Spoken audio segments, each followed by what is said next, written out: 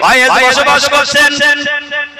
অনেক দূর থেকে তার মনের কলমান্না ছিল, দুনিয়ার সব মানুষ নবীজির কাছে গিয়ে সাক্ষাৎ করলো, কিন্তু আমি ওয়াইস গরিব মানুষ, আমি রাখালগিরি করি আর মার গোলামি করি। সুবহানাল্লাহ যারা বলেন, মার খেদমত করি। ওয়াইস একদিন মনে মনে চিন্তা করলেন, সেই নবীর চেহারা এক নজর দেখলে তার জাহান্নাম হারাম হয়ে যায়। আল্লাহু আকবার বলেন। কিন্তু তারপরও কত মানুষ ওই নবীর গায়ে পাথর মেরেছিলেন, ঢিল মেরেছিলেন, তাকে ঘর থেকে বের করে দিয়েছিলেন। ওই মানুষগুলি সেদিন চিনতে পারে নাই, মক্কার মানুষগুলি রাসূলকে চেনে নাই, কিন্তু মদিনার মানুষ ঠিক রাসূলকে চিনেছিল। সুবহানাল্লাহ বলবেন না? ওই ডাক দিয়ে বলে, আল্লাহ তোমার ওই হাবিবকে তুমি দুনিয়ায় পাঠিয়েছো, যদি না পাঠাইতে আমি ওয়াইস পৃথিবীতে আসতে পারতাম না। কিন্তু আমি এমন হতভাগা, আমার মা বছর দুর্বল, হাঁটতে পারে না, মা চলতে পারে না, মার দুইটা চোখ বন্ধ হয়ে গিয়েছে, মার সকল কাজ আমার করতে হয়, মাকে খানা খাওয়াইতে হয়, কেমন করে আমার হাবিব বিশ্ব নবীর চেহারা খানা দেখবো? দূর থেকে অন্তর চোখ আল্লাহ খুলে দিলেন, রাসূলের ভালোবাসার কারণে অন্তর চোখ খুলে গেল, রাসূলের সব চেহারা ওয়াইস দেখতেন। সুবহানাল্লাহ জোরে বলেন। আর নবীর সাথে যে ব্যক্তি প্রেম নিবেদন করেছে, আল্লাহর রাসূল অন্তর চক্ষু দিয়ে তারে দেখতো। আল্লাহ রাসূল একদিন সাহাবীদেরকে ডেকে বললেন, ওমর, আলী, শোনো, আমি নবী দুনিয়া থেকে চলে যাব যেদিন, তোমরা তো জানো না আমি রাসূলের জুব্বা মুবারক খানা ওই ইয়ামিনে আমার এক পাগল আছে, তার নাম হলো ওয়াইস করুনি। সুবহানাল্লাহ জোরে বলেন। ওমর, আলী, আমার জুব্বা খানা তার তোমরা দিয়ে এসো। আবু বকর সিদ্দিক রাদিয়াল্লাহু তাআলা আনহু মনে মনে বলছে, ভেবেছিলাম আমিও তো রাসূলের আপন একজন আত্মীয়, রাসূলের শ্বশুর আমি। কথা বলেন না কেন? আবু বকর সিদ্দিক রাদিয়াল্লাহু তাআলা আনহুর মেয়ে ছিলেন আয়েশা সিদ্দিকা। ইতিহাস তো জানতে হবে। সুবহানাল্লাহ জোরে বলেন। আবু বকর মনে মনে চিন্তা করেছেন, রাসূল আমার দুনিয়ার দিক থেকে জামাই, রাসূলের জামা মুবারক আমি নেব, গায়ে দিয়ে বড় ধন্য হয়ে যাব, কিন্তু দেখছি তা হলো না। ওমর মনে মনে ভেবে আছে, যেই রাসূলকে মারার জন্য আমি সব প্রস্তুতি নিয়েছিলাম, কিন্তু রাসূলের প্রেম সাগরে ডুব দিয়ে আমার জীবন খানা রাসূলের জন্য উৎসর্গ করে দিয়েছি। মনের তামান্না রাসূলের জামাটা যদি আমি পাইতাম। ওদিকে আলী চিন্তা করে আছে, আমি বিশ্ব নবীর দুলালী নয়নের পুতলি মা ফাতেমার স্বামী, আমি আলী রাসূলের জামা পাবো, গায়ে দিয়ে ধন্য হয়ে যাব, কিন্তু দেখছি রাসূল কি বললেন, সাহাবারা রে, আমি নবী যেদিন বিদায় নেব, আমার জামা খানা আমার পাগল ওয়াইসের কাছে তোরা পৌঁছায় দিবি। আল্লাহ রাব্বুল আলামিন কালামে হাকিমের মধ্যে কেন বলেছেন, ওয়াকাদা রাব্বুকা আল্লা তা'বুদু ইল্লা ইয়্যাহু ওয়া বিল ওয়ালিদাইনি ইহসানা। আল্লাহু আকবার বলেন। আল্লাহ রাব্বুল আলামিন বলেন, দুনিয়ার মানুষ খবরদার তোর মা যেন যারা পরিমাণ কষ্ট না পায়, তোর বাবা যেন তোর কাছে কোনো বেজার না হয়। আল্লাহ রাসূল বলেন, জামা মুবারক আমার ওয়াইসকে তোমরা দিয়ে আসবে। শুধু জামা দিয়ে আসলে হবে না, ওমর আমার ওই পাগল ওয়াইসকে বলে দিও, সে যেন আমার উম্মতের জন্য দোয়া করে। সুবহানাল্লাহ আসতে বলেন। আমার উম্মতের জন্য যেন দোয়া করে, কারণ আমার ওয়াইস যদি আল্লাহর দরবারে একবার হাত তুলে দোয়া করে, আমার আল্লাহ রাব্বুল আলামিন ওই পাগলের হাত ফিরিয়ে দেবে না। ওয়াইস কিন্তু রাসূলের সাহাবী হইতে পারে নাই। বড় একটা জিনিস মনে রাখেন, ওয়াইস কিন্তু রাসূলের সাহাবী হয় নাই, ওয়াইস ওই জামানার কামেল ওলি আল্লাহ। কারণ রাসূলকে সশরীরে যারা না দেখেছেন তাদেরকে সাহাবী বলা হয় না। আল্লাহু আকবার করে বলুন। তাহলে ওয়াইস আল্লাহর ওলি, তাহলে আল্লাহর ওলির মর্যাদা আছে না? আমি বলেছি আস্তে আস্তে তোমাদেরকে বাগমারে নিয়ে যাব।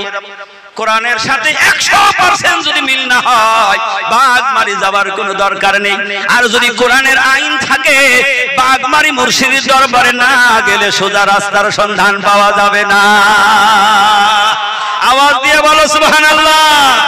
ওয়াইস আল্লাহর বন্ধু, তিনি সাহাবী হইতে পারে নাই, সশরীরে নবীজিকে দেখতে পারে নাই। আল্লাহ রাসূল বলে দিলেন, ওমর, আলী, আমার প্রেমের পাগল ওয়াইসকে বলবি আমার উম্মতের জন্য যেন দোয়া করে। সেদিন ওমর ভেবেছিলেন, রাসূলের জন্য জীবন যৌবন সব দিয়ে দিলাম, সম্পদগুলি সব বিলীন করে দিলাম, জিহাদের ময়দানে কত রক্ত আমাদের ঝরে গেল, তারপরও কত বড় রাসূলের প্রেমিক আল্লাহর পাগল যে সশরীরে রাসূলকে দেখে নাই, দূরে বসে কালেমা গ্রহণ করে ফেলেছে। আল্লাহু আকবার জোরে বলেন। রাসূলকে দেখে না, রাসূলের কাছে আসে নাই, তার মর্যাদা এত বড় হয়ে গেল। আল্লাহ রাসূল বলে দিলেন, তোরা যাবি আমার জুব্বা মুবারক গায়ে দিয়ে আমার উম্মতের জন্য দোয়া করার কথা বলে দিবি। ওমর বলেন, ইয়া রাসূলুল্লাহ হাবিবাল্লাহ, বাড়ি ঘরের ঠিকানা জানি না, চিনি না, হয়তো খোঁজে খোঁজে যাব, গ্রামে চলে যাব, কিন্তু ইয়া রাসূলুল্লাহ বুঝবো কি করে কোন ব্যক্তিটা ওয়াইস? কিন্তু কেন বলেছিলেন? আল্লাহর বন্ধুরা কামেলিন যারা হয়ে যায় তারা আগেই নিজের পরিচয় দেয় না, পরিচয় গোপন রাখে। সুবহানাল্লাহ বলবেন না? নিজের পরিচয় দেয় না। এই জন্য আমার মুর্শিদের জবানে শুনেছি, বুজুর্গি কি নেহি হামকো জরুরত, বুজুর্গি কি নেহি হামকো জরুরত, গুলাম আপনা বানা হামকো খুদায়া।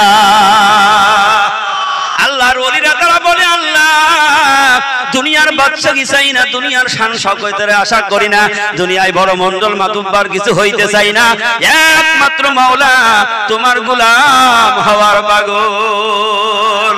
তাই জামানার মুজাদ্দিদ হযরত মাওলানা সুফি মুক্তাদান গাছী রাহমাতুল্লাহ আলাইহি নিজের জমিদারি ছেড়ে দিলেন। আল্লাহু আকবার বলেন।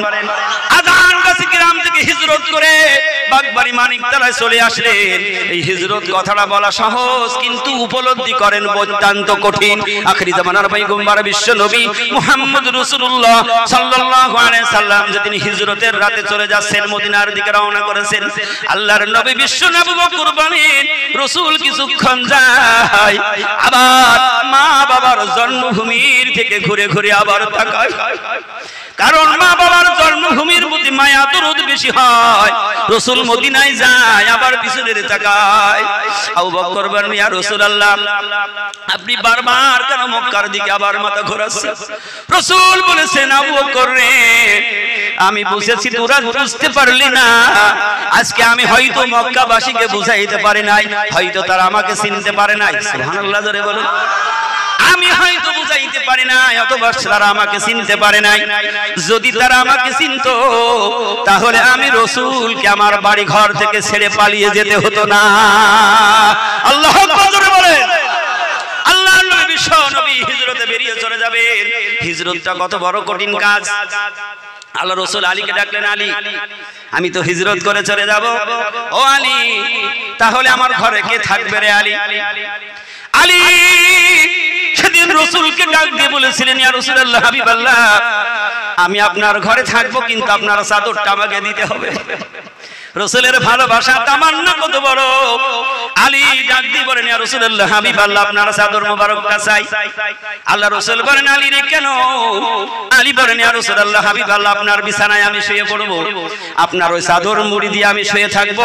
অবিশ্বাসীরা আপনারে তালাশ করতে আসবে, আর আপনাকে মনে করে আমি আলী আমার জীবন নিয়ে নেবে, আমাকে হত্যা করে ফেলবে, আর আমার জীবন চলে যাবে, আর আল্লাহর রাসূল বেঁচে যাবে। রাসূল আমার ভালোবাসা, রাসূল আমার আলোর আশা, সবাই বলি রাসূল আমার ভালোবাসা, রাসূল আমার আলোর আশা, রাসূল আমার প্রেম বিরহের মূল আলোচনা, রাসূল আমার কাজে কর্মের অনুপ্রেরণা, রাসূল আমার ভালোবাসা, রাসূল আমার আলোর আশা, রাসূল আমার প্রেম বিরহের মূল আলোচনা, রাসূল আমার কাজে কর্মের অনুপ্রেরণা। সুবহানাল্লাহ বলেন। কত রকম রাজার নীতি প্রজার নীতি দেখলাম, কত রকম রাজার নীতি প্রজার নীতি দেখলাম, দুঃখ হাইরে দুঃখ ছাড়া আর কিছু না পেলাম, তখন আমার মনে পড়ে না মদিনা রাসূল আমার কাছে কর্মের অনুপ্রেরণা সবাই বলি রাসূল আমার ভালোবাসা রাসূল আমার আলোর আশা রাসূল আমার প্রেম বিরহের মূল আলোচনা রাসূল আমার কানে গণনের অনুপ্রেরণা একটু চিৎকার দিয়ে হাত দিয়ে ধরে সরে পড়ি রহমাতাল লিল আলামিন শাফিল মুজনুবিন সাইয়্যিদিনা মাওলানা নবিয়ানা মুহাম্মাদিন ওয়া আলা আলিহি ওয়া আহলি বাইতিহি ওয়া আওলাদিহি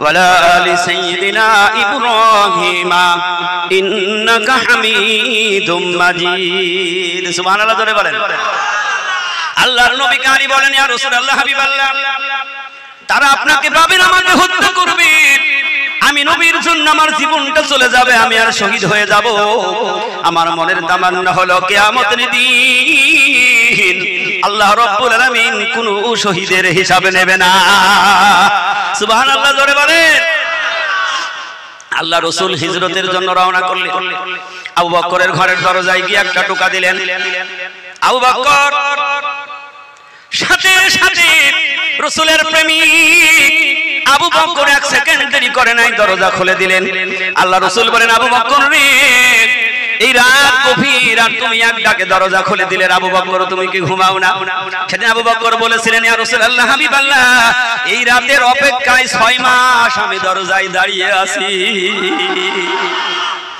তাই আবু বকর সিদ্দিক রাদিয়াল্লাহু তাআলা আনহু ওমরকে একদিন ডেকে বললেন ওমর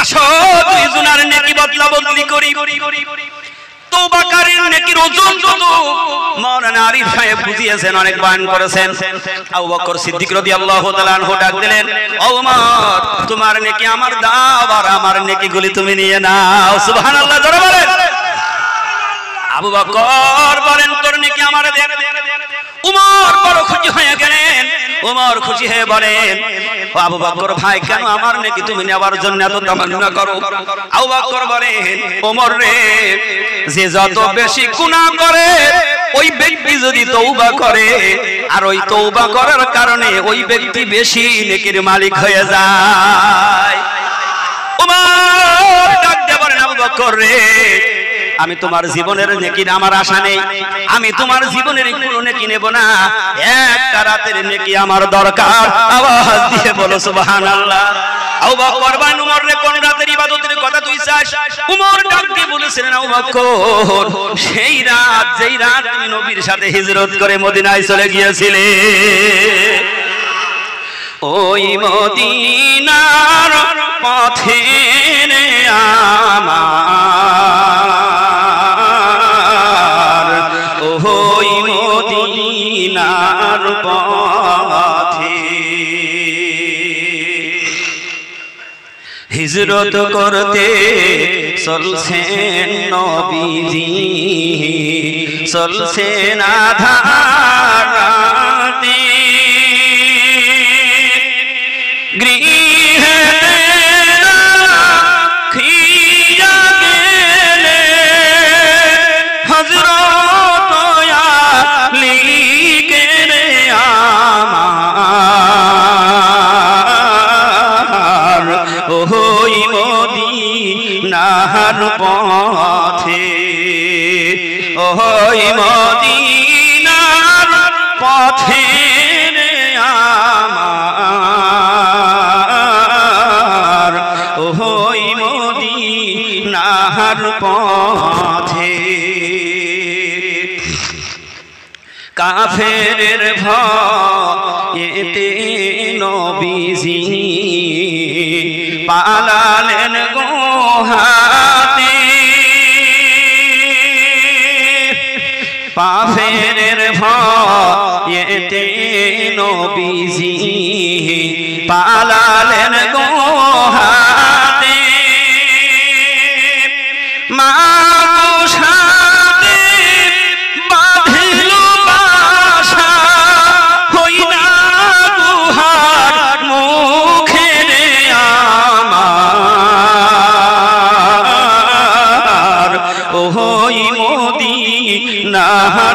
পথে ওই মদিনার পথে রে আমার ওই মদিনার পথে সুবহানাল্লাহ বলে কবুতরে টের পাইল নবীজি গুহাতে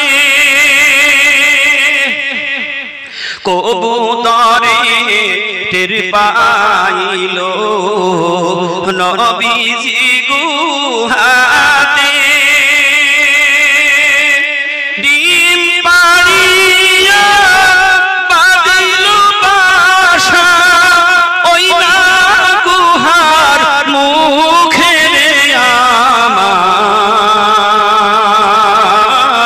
আমার ওই মদিনার পথে হিজরত করতে চলছে নবীজি চলছে আধার রাতে গৃহে রাখিয়া গেলেন হযরত আলীকে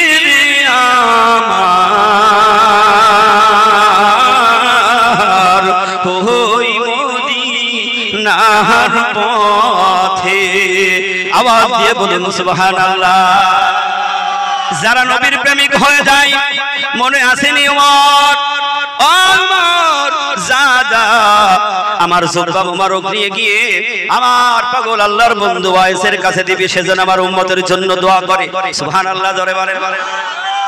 ওমর বলেন ইয়া রাসূলুল্লাহ হাবিবাল্লাহ গ্রাম চিনলাম মানুষ অনেক মানুষ আছে কে ওয়াইস তার তো চিনি নে আল্লাহ রাসূল বিশ্ব নবী বলে দিলেন আমার ওয়াইসের হাতের তালুর মধ্যে সাদা দাগ আছে আওয়াজ দিয়ে বলো সুবহানাল্লাহ। কিন্তু রাসূলের সামনে আসে নাই ওয়াইস রাসূলকে সশরীরে দেখে নাই আল্লাহ রাসূল অন্তর চক্ষু দিয়ে দেখে নিলেন ওয়াইস তার অন্তর দিয়ে নবীজিকে দেখেছে ভালোবেসেছে। ওমর রওনা করলেন আলীর সাথে কষ্ট হচ্ছে আপনাদের ওমর রওনা করে দিলেন আলীর সাথে খুঁজতে খুঁজতে ইয়ামেনে চলে গেলেন জিজ্ঞেস করলেন কোন একজন ওয়াইস নামে আছে কে তিনি দুনিয়ার মানুষ বললেন ওয়াইস তো আমরা চিনি একজন পাগল আছে সুবহানাল্লাহ জোরে বলো।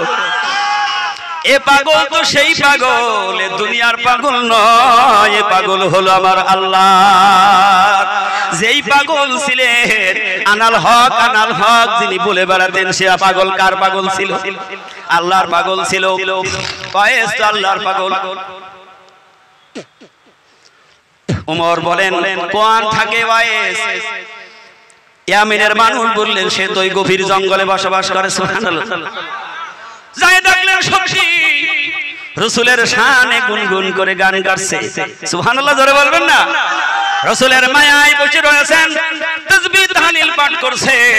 ওমর যায় বলে তুমি নাকি ওয়াইস বলে না আমি তো ওয়াইস না ভুল হচ্ছে তোমাদের অন্য কাউরে তালাশ করো কেন আগে পরিচয় দেয় না কারণ আল্লাহর ওলি আল্লাহর বন্ধু যারা সমাজে তারা ওপেন হতে চায় না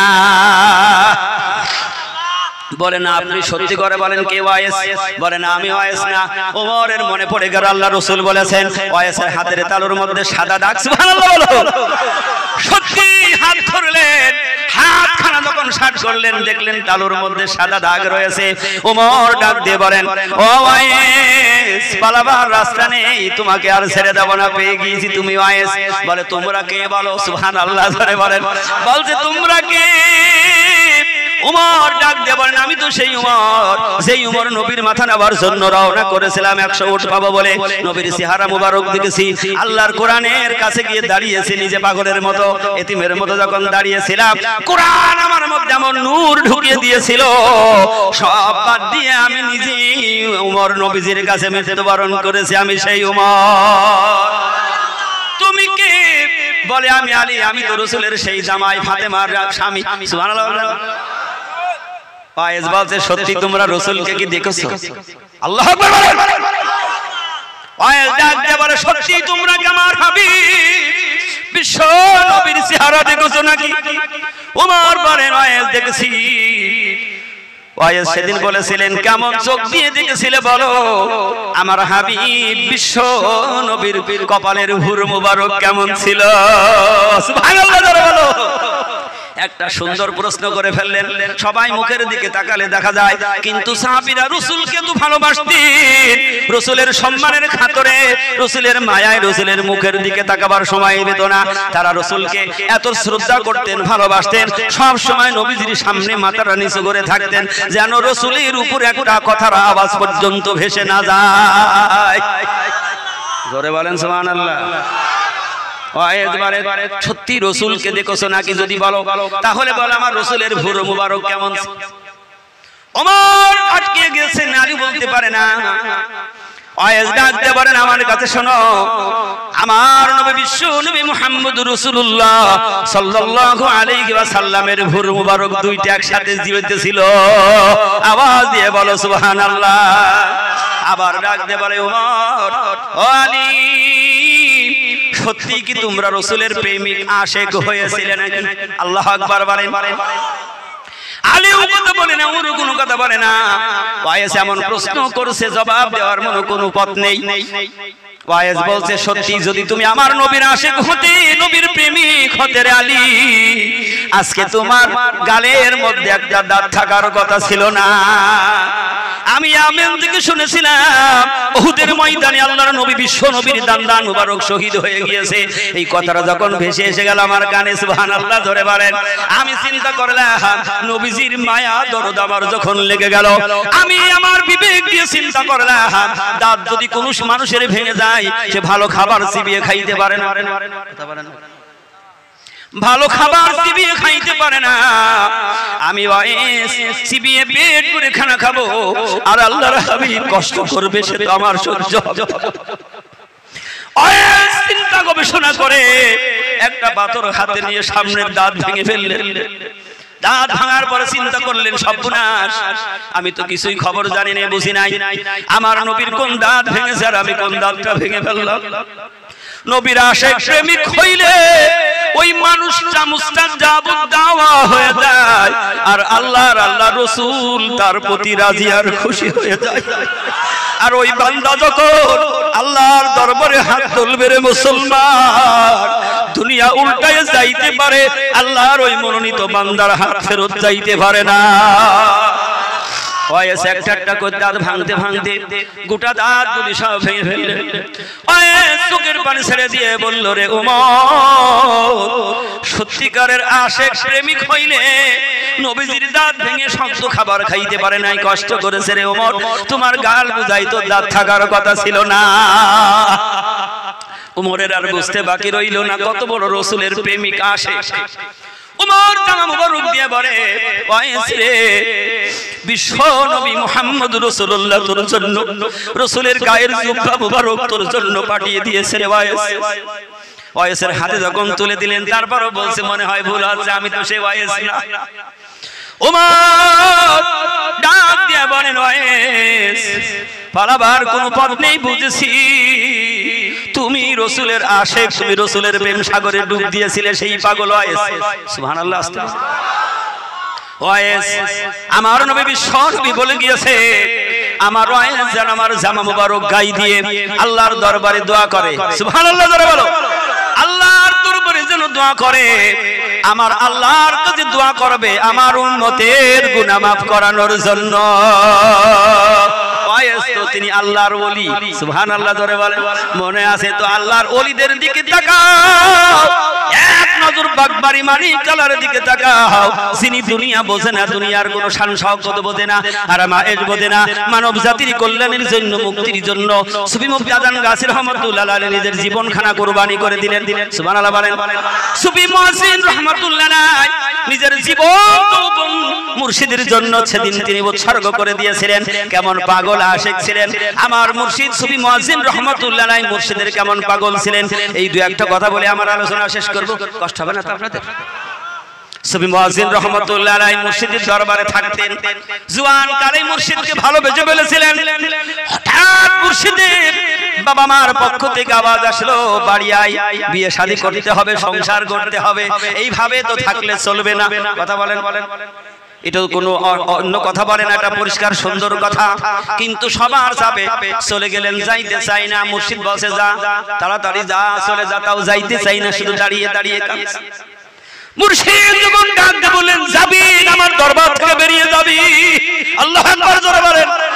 মনে মনে মুর্শিদকে ভালোবেসেছে, আমি দরবার থেকে যদি চলে যাই তাহলে তো আমার জীবনটা বৃথা হয়ে যাবে।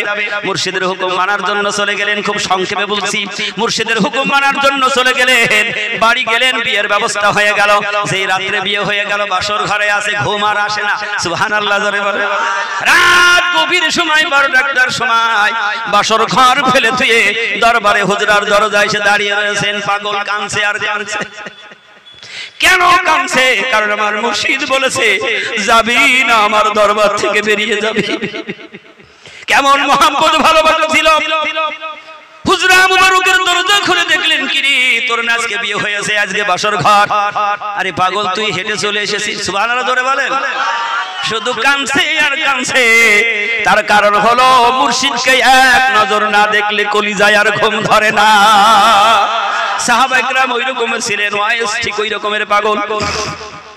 ওমর বললেন, আপনাকে দোয়া করতে বলেছে, আপনি উম্মতের জন্য একটু দোয়া করে দিন। ওয়াইস রাসূলের জামা মুবারক বুকের মধ্যে নিয়ে জড়িয়ে ধরে এত জোরে চিৎকার দিয়ে কেঁদেছিলেন, যা কোনোদিন আর কন্দন করে নাই। ওয়াইস ডাক দিয়ে বলেছিলেন, মালিক আজকে তোমার হাবিবের দেখলাম না, কিন্তু আজকে তোমার হাবিবের সকল ঘ্রাণ এখন আমি পাচ্ছি। সুবহানাল্লাহ জোরে বলেন। কারণ রাসূলের সংস্পর্শ যেই জিনিস লেগে যায় ওই জিনিস মুবারক হয়ে যায়। সুবহানাল্লাহ জোরে বলেন। একটা মরা খেজুর গাছ যদি রাসূলের পিঠ মুবারকের কাছ লেগে যদি তার মধ্যে রূহ হয়ে যাইতে পারে, আর যেই জামা মুবারক রাসূল স্বয়ং গায়ে দিয়েছিলেন, ওই জামার মূল্য কত? ওয়াইস গায়ে না দিয়ে বুকের কলিজার মধ্যে জড়িয়ে ধরে জঙ্গলের দিকে দৌড় দিলেন। আল্লাহু আকবার বলেন। জঙ্গলের মধ্যে গিয়ে সিজদায় পড়ে গিয়ে কাঁদছে, মালিককে ডাক দিলেন, মালিক তোমার হাবিবের সামনে আমি যে প্রেম নিবেদন করেছিলাম দুনিয়ার কোনো মানুষ জানতো না। সুবহানাল্লাহ জোরে বলেন। দুনিয়ার কোনো মানুষ জানতো না, কেউ জানে না। আল্লাহ তুমি আজকে আমার হাবিবকে নিয়ে নিয়ে তুমি আজকে আমার সেই ভালোবাসাটা ওপেন করে দিয়েছো। আজকে তোমার পাগল ওয়াইস সিজদার মধ্যে পড়ে গিয়েছে। আয় আল্লাহ, আমার নবী বিশ্ব নবী যেই উম্মতের জন্য আজকে মানব জাতির কাছে মার খেয়েছে, অপমানিত হয়েছে, আজকে বাড়ি ঘর ছেড়ে হিজরত করে মক্কা ছেড়ে মদিনায় চলে গিয়েছে, আমি তোমার একজন নাদার, একজন অবলা প্রাণ বন্ধা হয়ে রাসূলের সাহাবী হইতে পারি নাই, কিন্তু রাসূলকে শতভাগ ভালোবেসেছি। আয় আল্লাহ তাআলা, আমি কপাল আর নাক জমিনে লাগালাম, আমার নবী বিশ্ব নবীর উম্মতদের মাফ না করা পর্যন্ত তোমার হয়েছে মাথা উঠাবে না। একেই বলে আল্লাহর ওলি। কার বলে আজকে বিশ্বের মানুষ? আজকে আমরা ওলি আল্লাহদেরকে চিনতে পারি নাই। ওয়াইস সিজদায় পড়ে কাঁদছে। আল্লাহ সাথে সাথে জবাব দিলেন, ওয়াইস আমার রাসূলের উম্মতের 1% maaf করে দিলাম।